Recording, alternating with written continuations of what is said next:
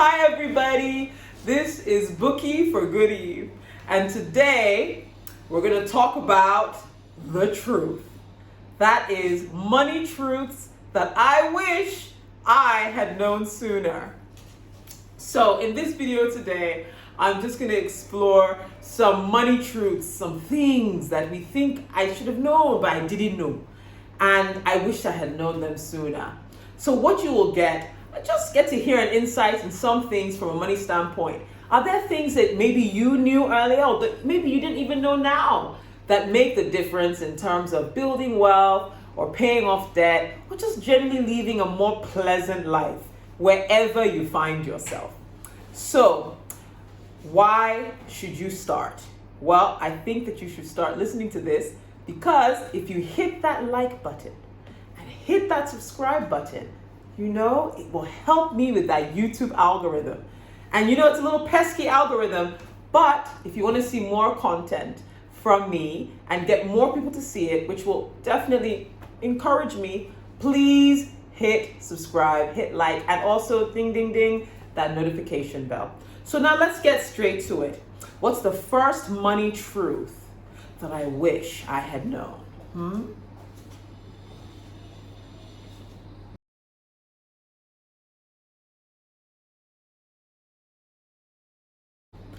Ask to be paid what you are worth.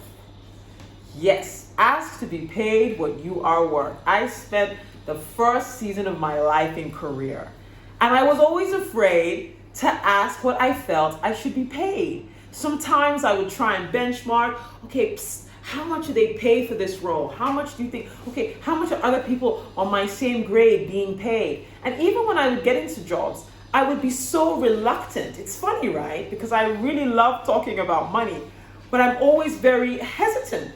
I was always very hesitant to ask to be paid what I was worth. And if I sit down and calculate it over my career, I've probably left a lot of good money on the table. And I realize now as a business owner that I would have been probably, if it was me, I'd be happy to pay a little bit more for my staff to be much happier, especially if they were giving so much more value than their other peers. So the first thing I would say is if you know that you're doing a good job, this is not a truth for you if you know you're lazy. If you know you're doing a good job, and good job does not mean I'm the first in the office and I'm the last to go home, and Saturday and Sunday I sleep here. That may just mean you're inefficient. It means if you're good, you bring in the results. They hand the ball to you, and when you come back, it's done, it's wrapped, it's finished. Results are banging out the door. Then don't be afraid to have a conversation with your boss about what you're being paid or about what you feel you're worth. Even if they can't increase your pay, they could give you a bonus, or they could give you a reward, like maybe some kind of training, some kind of perk. There are other things they could do that could add value to your life. Don't be afraid. Get used to it. The earlier you get used to asking for what you believe you're worth, I think, one, you're happier, and two, it really pays out in the bottom line at the end of the day.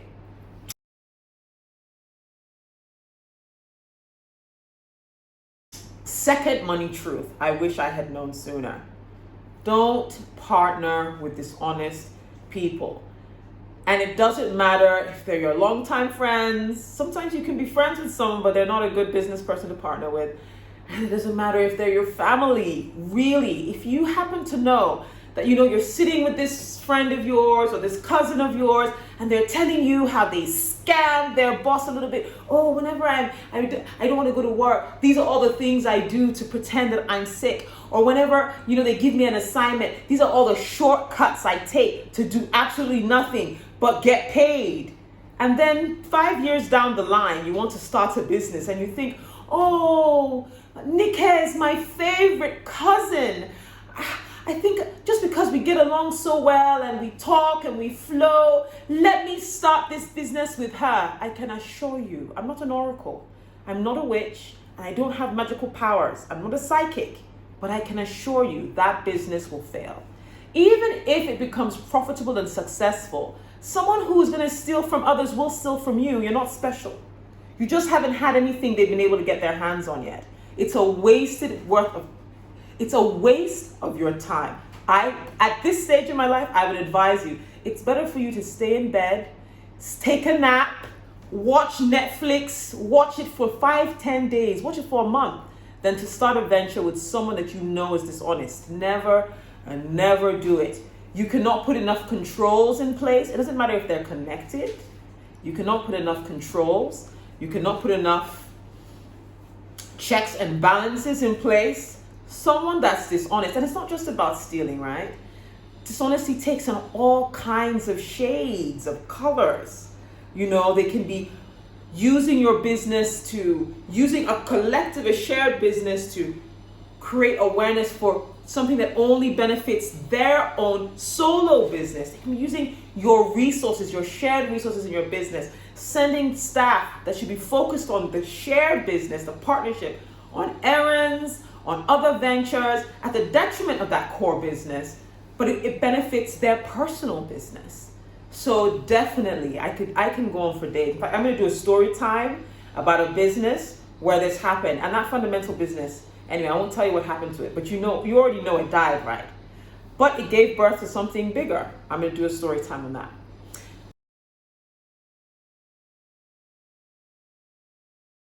Third, pay yourself first. Look, Oprah said this in the 90s and the 2000s, and I know people will say, Oprah, who's that?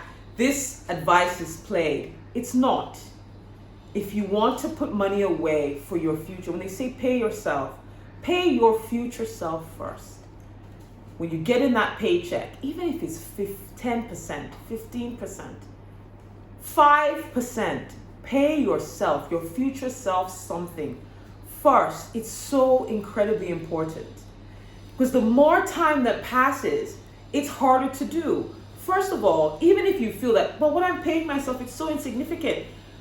It's the habit. Form the habit, the discipline of doing it. I'm not going to not say this because it's so incredibly important. A lot of times some of us take care of everybody else, especially women. We take care of our parents, we take care of our in-laws, we take care of our siblings, we take care of little ones, we take care of our nieces, our nephews. We take care of everybody. We just pour out all this love all the time. And then at the end of the day, we're exhausted. And when we ask ourselves, honestly and critically, at the end of a week, the end of a month, at the end of a day, what one thing did you do for yourself? There's nothing. What one thing? And then we get pissed off, and then we go the other direction, and then we now spoil ourselves. We don't need to spoil ourselves. We need to take care of ourselves. And one of the best ways to do that is by paying your future self first. You get a paycheck, you get a payment in, you get a profit share, take a portion of it, set it aside, and it's for you. You don't touch that money, it's for your future self. You don't touch that money. Someone has a crisis, someone is sick. That is not what that money is for. What if your future self is sick? That person is very important. So no, pay yourself first.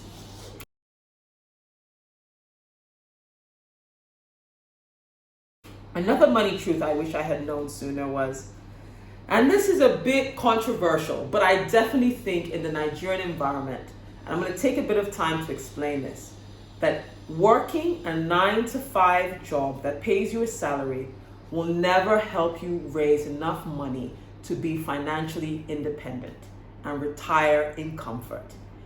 Yes, oh yes, I will repeat that again.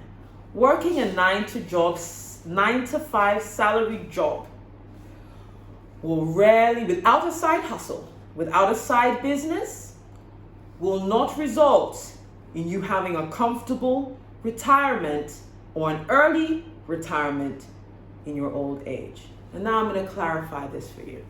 You know, when we talk about pyramid schemes, employment is the ultimate pyramid scheme. And having worked for 3 multinationals, so it's not just indigenous businesses. I've worked for Nigerian indigenous business, but I've also worked for multinationals. So I've had an inner understanding of the structure and how these things work. The truth is, If you think about the pyramid of an organization, there can only be one MD. Maybe in some, we hear about these in some American companies. They have co-CEOs. Okay, 2 MDs. And those are like unicorns. They just don't really happen. There's only one MD. So I'm going to stay in reality, not in unicorn land that takes place in California. Sorry, LA guys. One MD. So if a company has 16,000 workers, only one MD at any given time. And then MD has direct reports. Let's say he has 12. They're usually not that many. A good span of control is usually 7. But let's say they have 12. I'm being generous. That's 13 people, right? 1 MD, 13, 12 direct reports. That's 13 C-suite folks, general managers in the business or executives in the business out of 16,000. I think you get where I'm going. Then the next level maybe are general, another level of management, and the next level, another level of management. By the time you calculate what are the total managers in a business with 16,000 people, they're rarely more than 500. That's a pyramid scheme. It's not illegal, but that's what you talk about. It's a pyramid. Only the people. So the MD will probably make enough money to retire early and retire in comfort. What they also don't tell you, and I should do a video about this on career and money too, is that if by the time you are 38, you are not a direct report to an MD, the likelihood of you ever becoming a direct report to the MD is maybe like between 5 and 3%. People want their MDs to be vibrant, energetic, change makers. They need generals that can go into economic battle and maneuver and switch. 55-year-olds are not wanting to do all of that. Your classic 55-year-old wants comfort. Even 50-year-old wants comfort, wants to be okay. He may do that if he comes into that position at 45. Yes, he'll fight all the wars for a decade. But by the time he's getting to 55, he wants things to be this. He wants what he's done to become the status quo. And that's right around the time a company needs to go through change to remain relevant. So the reality is, and it's not personal, if you are not a direct report to a C-suite or a direct report to a general manager, if you've not crossed that boundary by the time you're 38, 39, 40, the reality is in the vast majority of companies, you are unlikely to cross. It's not personal, but you can still be the MD of your own business and still do remarkably well. Now the challenge becomes, there are a lot of managers, and then Nigeria is even worse. How many people are working in organizations that pay a living wage? How many? Even in Lagos, how many people are working in those type of organizations? Very few. I live in Lagos, which is the financial capital, which I would say our unemployment rate in Lagos is probably about maybe 10% the last I checked, maybe 7%. But when they say unemployment, that means someone who's just doing nothing, that doesn't have a job. How many of the people who are employed are earning enough to pay rent, to pay school fees, for instance, to pay if they have a medical crisis, to meet their obligations? How many? How many? So the truth is, whatever you're doing, you need something that's going to make you variable income. Income that will be directly linked to your efforts. Not whether I come to the office today and pick up 10 phone calls, is the same salary they're going to pay me. As long as I show up. I'm not talking about attendance and presence jobs. I'm talking about, okay, I have 10 shirts. If I can sell 50 and my profit on each one is 2,000 naira, hey, I've made some money. If I sell 5, I've made some money. If I sell 0, I've made no money. Everyone needs a business. In this environment, you need to be looking for what it is. And understand when you start, it will not make sense.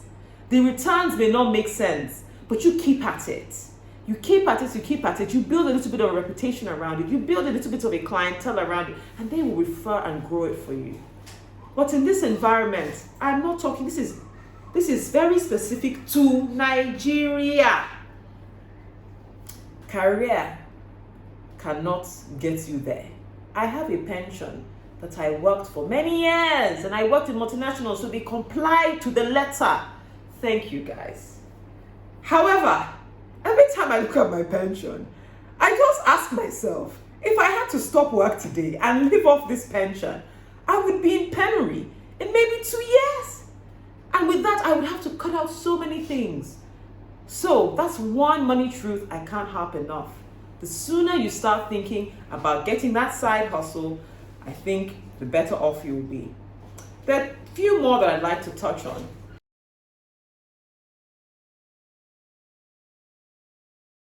The next money truth you must know is you must set goals. The fastest way to get to nowhere is to have no plan. If you want to get somewhere, have a plan. And those goals need to be SMART goals. So they need to be specific, they need to be measurable, they need to be achievable, and then they need to be relevant to your life. So these are all the things you need to think about when you set SMART goals for yourself. Very important. And remember, goals can change. You can adjust them if you start and you find out, oh, I realize that actually I don't want to live in Switzerland. I don't like the cold. I don't like snow. I actually like it in Nigeria. I like the sunshine. I like heat. I like tropical fruits. But I want to live in a certain way. Set goals for yourself. It's really important. That way you'll be able to tell if you've achieved.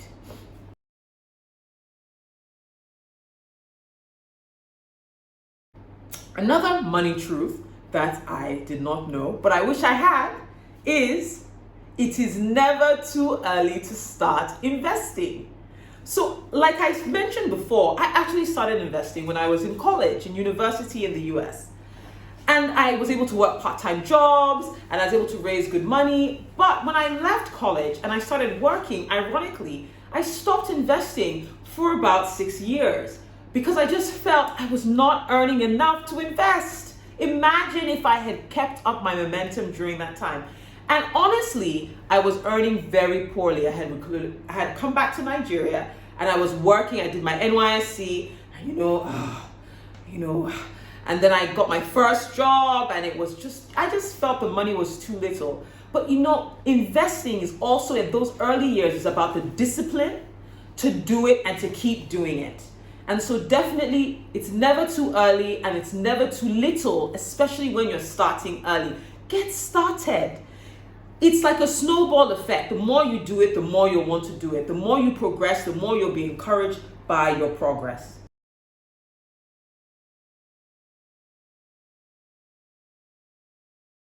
And my final money truth that I want to share with us today is that, and this is really important, separate. Divorce, not from your partner. Separate your retirement savings, please, from your emergency savings, from I want to go on holiday savings. Don't commingle your savings and investments. It's a big mistake. What you're putting away for your future self cannot be used to buy plane tickets because you want to go on vacation. You are stealing from your future self. What you are putting away in case, the shock absorbers on my car go bust, cannot be the same as what you're putting away for your future retired self. Think about yourself when you're 75 and you want to buy maybe insulin, or you want to have knee surgery, or you want to just go on a holiday to celebrate your 75th year. You've lived for 3/4 of a century. That is what that money is for. It is not for your shock absorber. You need to save for that separately. A lot of times, and I used to be so guilty of this, all my savings and all my investments were commingled. I would put them all together and either invest them or put them all together and have them sitting in a savings account. And then when I had a need, I'd be so happy that I had some savings, I would just take out of it. But I didn't know where I was taking from. Was I taking from my retirement savings? Was I taking from my investments? Was I taking from my emergency fund? And then at the end of the day, I'm trying to make sense of it. I can't tell heads or tails. Am I progressing in my retirement area? But am I not progressing in my emergency fund? Am I not progressing in my savings for things? Maybe I want to buy a car, I want to save towards maybe an outfit or something I want to do, or a trip. Everything was commingled. And after a while, I felt a lot of frustration, especially once I got married. Both of us were doing it at a stage. And so in the pool that should have been for retirement, my husband was also putting some money for, oh, we're going for a trip, or putting some money for, oh, we need to save for school fees. And it was just confusion. So, very important money truth. You'll thank me for this one later. Separate the buckets. Separate them. I don't mean get divorced. I was just joking earlier. But separate. Have a separate account or a separate place where you invest and put away the things for your future self. Separate it from your emergency fund and separate it from your short-term savings for things that are coming up, miscellaneous things that are coming up that just make our lives better, that are part of living. So I hope you've enjoyed these money truths. Now, one more thing I need to tell you. Make sure you, boom, hit that like button, subscribe, click on the notification bell, and I'll see you in the next video. Bye for now.